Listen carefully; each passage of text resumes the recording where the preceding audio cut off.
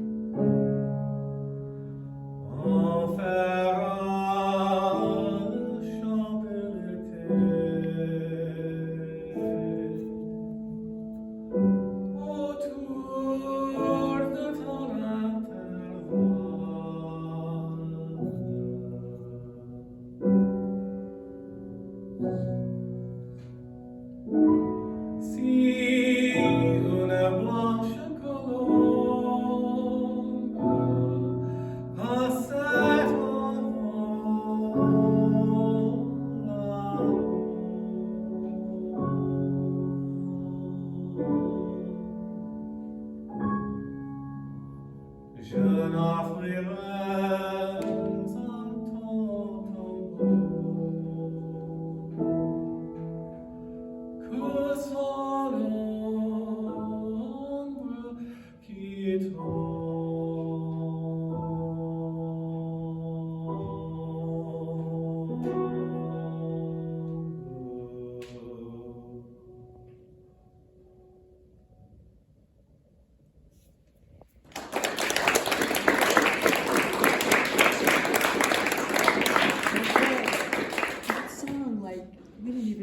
Done, right? It was like, is that it? It's very much suspended. So this is Samuel Barber. Do you know what century he wrote in? Long time How long ago? He's from the 20th century. 20th century. He's an American, but he did write, obviously, some songs in French. He must have really liked the poet, so we're going to sing in French. Tell us what the song's about. So this song was written in 1952, and the poet is Rainer Maria Rilke, who is actually an Austrian, but he wrote the poem in French. And this song cycle that this is from is the only French that Barber ever wrote. So he must have really loved the poem. Yeah. So it's about a child who's passed, and the protagonist is at the grave, and the grave is at the end of the road, and he's sort of talking to his dead child. Mm-hmm. So it's mournful. It's very mournful, and then he says, like, the only thing I can offer you is the shadow from the dove that passes over. Yeah. Yeah. The colombe. Yep. Yeah. I have the album with. You guys heard of Thomas Hampson? Yes. It was a great recording. Yeah. He's, I don't know, he may be retired from opera now, but wonderful baritone singer, and lots of, you can find master classes on YouTube of him too. Yeah. So back up into the piano, because we're going to sing a little bit. How long is this introduction? It's one measure. It's one measure. So when he gets two chords, boom, boom, and then he's in. When are you breathing? Because I didn't see you breathe. So do you breathe at the second? I try. The goal is to breathe at the second. Okay. The second. You know how I was picking on this. So here he's got this wonderful tie fob thing. Put your hand here with your thumb on your belly button. That means I can always do that if I want to make sure that you're, and then exhale, and your belly button's going to go. You guys see if you can see something move right here. His chest isn't going to move, but this is going to move. His hand's going to go back toward his spine. So exhale. Is your belly button going in when you do that? So you have to make, instead of, okay, so his body is a toothpaste tube. Do you squeeze your toothpaste tube in the middle or from the bottom? How many people are middle squeezers? If we use our breath from the middle of our body, what happens? We get, we cave from the top. I'm not saying that you did that, but I just thought of this wonderful thing, picture that I like to use. So you're going to squeeze your toothpaste tube from the bottom, which means as you exhale, This part of you gets all the toothpaste, right? And then let the air in, back into the bottom. So this is what I wasn't seeing while you were singing that song. I didn't see engagement down there. Do you feel it down there when you're singing? Yeah. Okay. This is not a stressful song for me, so it's not like I'm having to work really hard as far as like breath control, except at the very end. Right.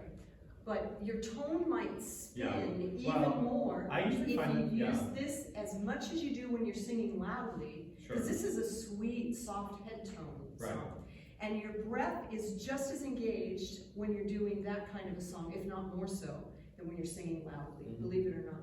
So do one of those breaths while she's playing those two chords. Go, let the air in, and then all of your tones, all of your breaths are gonna come in. I don't care if you keep your hand there this time, but I want you to just breathe a little bit, and breathe earlier, because I wasn't, I you breathed at the last moment. I'm trying to breathe from my nose for the beginning because it helps me kind of lift everything. Okay, you can do that. You can do that with your, still do this. Yeah. Okay, so here we go. On the first chord, you're gonna exhale. On the second chord, in through your nose, and then you're ready. All right, and we'll see if we can see the engagement there this time.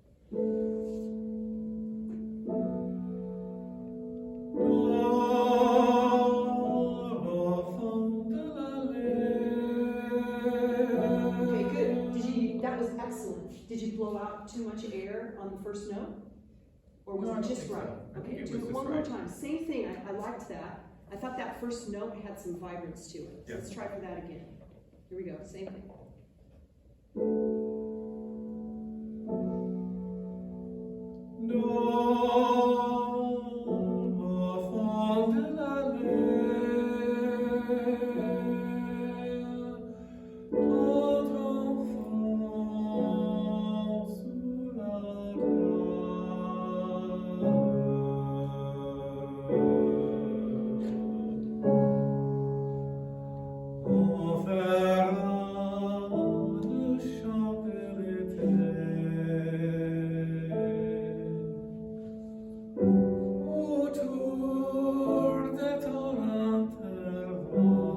So right there on that high note, I know that time it kind of got a little bit. How are you approaching that? What's the approach? This is a technique thing. How do you approach that coming in on that note? What is that note? What is that pitch? Is it a D? So it's in the back, right? Is your breath suspended as you come into that? That's an onset. That's an onset. You bounce on that note? Did you feel a little bit in here when you bounce? Yeah, that's just a weird place in my range. Like, I can't It's sing in it. the I have passaggio, to, yeah, I can't sing. I have to just either sing it full So or maybe you have to open falsetto. up your voice and exhale into it. Yeah. So what comes right before that? Is there anything right before It's a low note. Okay, so sing A, and then and see if you can come from above and use some air in that place, some space. And let's just try that once and see if that helps you. Enter into that.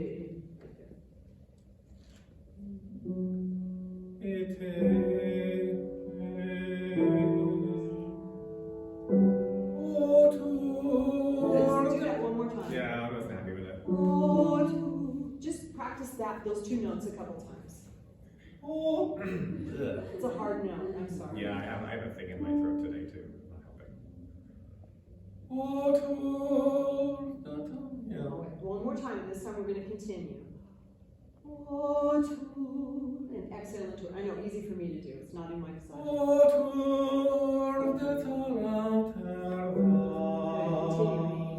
That's going to come back down here. Sorry. Now I made you forget. Yes. So, we have time. Let's just go back to the beginning and let's do one other thing, Gordon. I wanted to check. I did see you breathing that time. I felt it was more engaged intentionally. So even when you think, oh, this song is more easy, because I don't have to sing loud or whatever, try engaging because it might give you more control. Did you have a little more control that time when you were thinking about it, or did you not notice? I'm not sure. Okay. So going back to the beginning, where do the accents go in French? Do we have like, a strong and light, Strong and weak, yeah. syllables, strong and weak syllables? Or, in French, does it go like almost seamlessly all the way to that very last syllable, except for the schwa at the end? I'm thinking. Yeah, it's yeah, maybe off. it leads to the penultimate syllable, Yes, right? okay, so let's hear that this time. You're gonna try to add the breath, and then you're gonna try to make sure that the line goes all the way to the end. French, when we sing French, doesn't really have accents or stresses. It's just supposed to be a continuous ribbon of sound all the way to the last syllable, or the second to the last syllable, if it's an unstressed. Yeah, so it's like the first line is Dor au fond de la lait.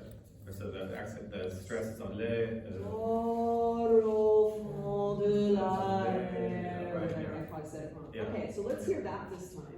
And engage your breath so that you can do that all the way through. Here's your two.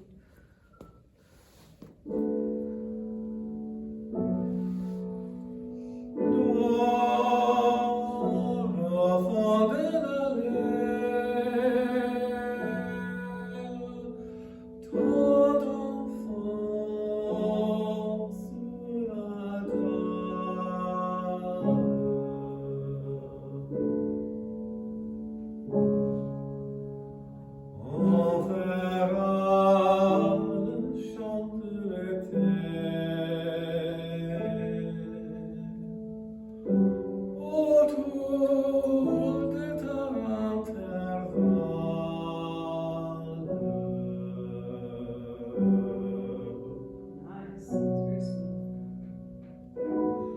Si une blanche colombe passait en volant,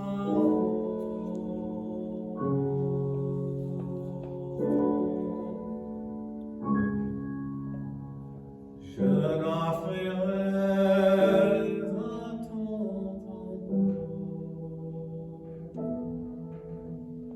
que son ombre qui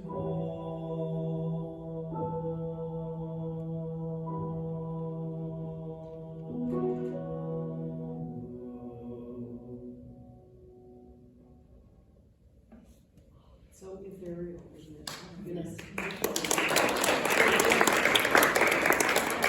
Makes a difference when you have Yeah. that direction, doesn't it? Yeah. Did you feel some moments where you interrupted that just a little bit accidentally? Yeah, there's still some little words. rises Some and falls, little- and yeah. Right, so practicing Triplets. having your rises and falls, but still, keeping that forward motion to it. All right, thank you for sharing that. It's very different for Barber. Yeah,